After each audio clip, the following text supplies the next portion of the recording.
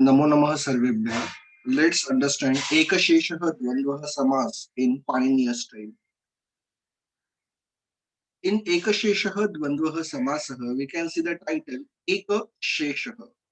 One thing remains, another thing goes away in Dvandva Samasa. So let's understand accordingly with Sutra. There is only one Sutra in Laghu Siddhanta Kaumudi for the Ekasheshah Dvandvah Samasah, and that Sutra is Pita Matra. पूर्व प्रयोग विधायकम विधि सूत्रम. It is पहिला अध्याय दुसऱ्या पादातील 17वा श्लोक. अनुवृत्तीद्वारे स्वरूपाणाम एक शेष एक विभक्तौ शेष अंतरस्याम ऑप्शनली. नाउ हियर इन वृत्ति वी कैन सी मात्रा सह उक्तौ पिता शिष्यते, माता विकल्पेन शिष्यते. In samas, word mata gets compounded with word pita and the word pita remains. Mata word gets cancelled optionally. यहाँ पे हमें माता और पिता यह दो शब्दों को, ये दो पदों को यदि समासिक पद में बांधना है तो हम उसके बांधते वक्त माता को ऑप्शनली निकाल सकते हैं, ये तो रख भी सकते हैं. कैसे होगा इसका पार्ट वो देखते हैं.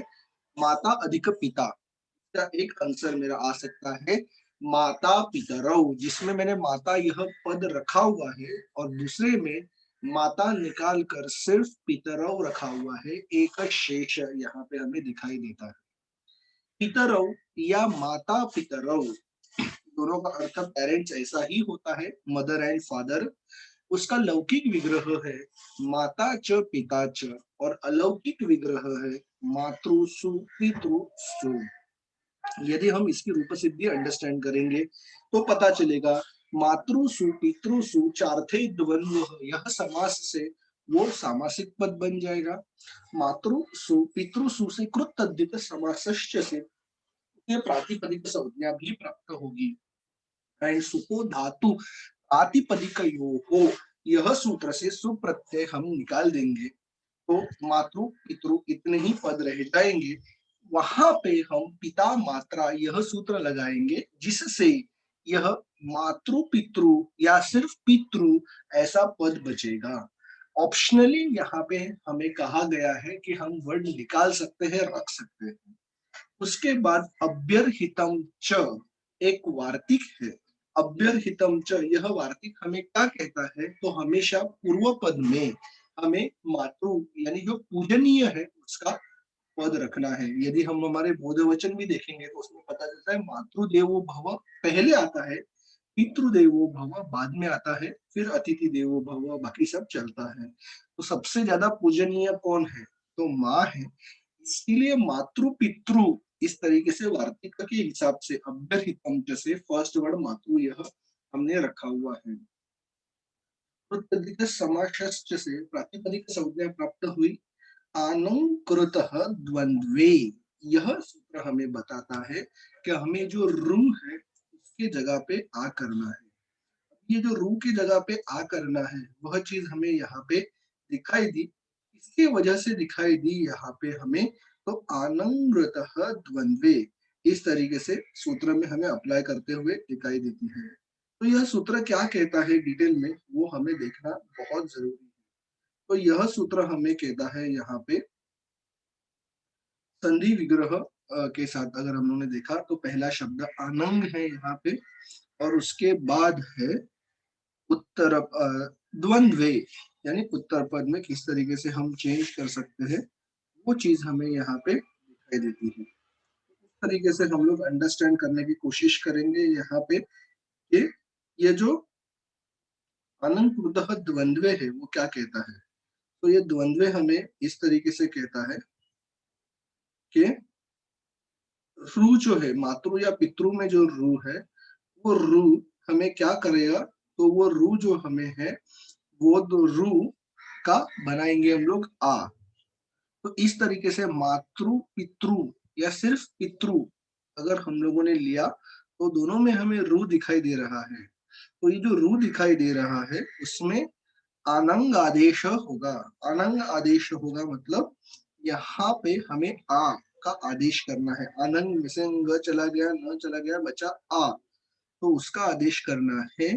और वो आदेश करने के बाद हमें वर्ड जो है वो उस तरीके से प्राप्त हो जाएगा। अब ये हो जाने के बाद प्राप्त, हमने वो वर्ड पता चलने के बाद सु औ समौट प्रत्यय लगाएंगे। एक माता और एक पिता है, इसलिए औ लगा दिया, सु औ समौट का औ, और वो ऐड करने के बाद माता पितर औ हो जाएगा। सो ऊपर जो आनंकृतः द्वंद्वे में हमने मातृ वर्ड था, उसमें रू का आ करके माता पितृ कर दिया है।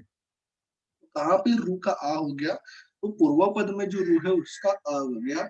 उत्तर पद में जो पितृ है उसमें कोई भी चेंज नहीं हुआ है, वो एज इट इज ही रखा है।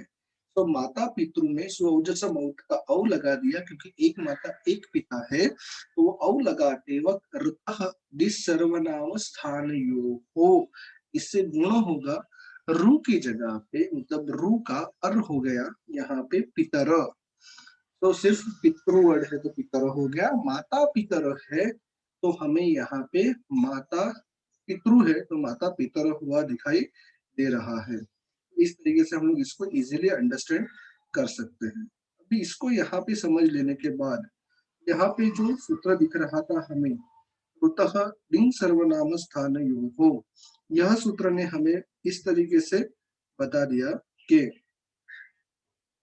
यह जो फॉलो करने वाली बात आती है, वो कहाँ पे हम लोग फॉलो करते हैं, इसे हमें फॉलो करना है जब भी गुण करना है रुत तरीके से वहां पे। तो यह सूत्र हमें यहाँ पे एक्सप्लेन करता है कि रुतः षष्ठी में है, एंड इस सर्वनाम स्थान यो हो सप्तमी द्विवचन है। अब इनको सिंपल तरीके से कहना है, रुदंतस्य अस्य, रुत मतलब रस्व रूप जब भी पदांत है तभी इंगी प्रत्यय परे, सामने इंगी प्रत्यय होगा, या फिर सर्वनाम स्थान प्रत्यय, अगर सर्वनाम स्थान प्रत्यय है तो दोनों में से कुछ भी है, यहाँ पे इंगी नहीं है, यहाँ पे सर्वनाम स्थान प्रत्यय है, तो उसके जगह पे गुणादेश भवती, परे गुणादेश हो जाएगा। इस तरीके से रू का अर हो गया, और पितृ का पितर, माता पितृ का माता पितर, ऐसा हो गया हुआ दिखाई दे रहा है। प्रथमा द्विवचन में इस तरीके से हमें ये सूत्र का अप्लाई किया हुआ बहुत बार दिखता है, और उसको हम लोग फॉलो कर सकते हैं, बाकी जगह पे भी आता है। ये होने के बाद सिर्फ संयोग कर दिया तो माता पितरो या सिर्फ पितरो, ऐसा फॉर्म भी हमें यहाँ पे मिल जाता है, आंसर दिखाई देता है। अंतम पदम से पद प्राप्त हो जाता है। नेक्स्ट सेशन में हम समाहार द्वंद्व जो है उसे अंडरस्टैंड करेंगे और उसको समझने की कोशिश करेंगे। Thank you so much for watching this video. Like, subscribe and share with others.